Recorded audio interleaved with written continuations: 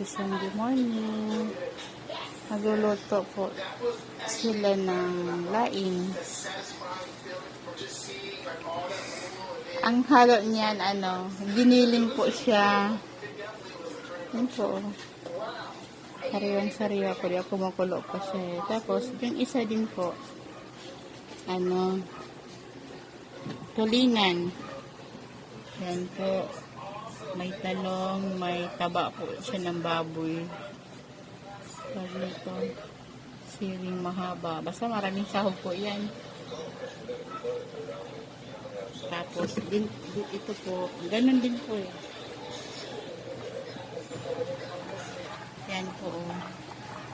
Laing din po. Yan yung may tangkay. Nasa ilalim siya eh.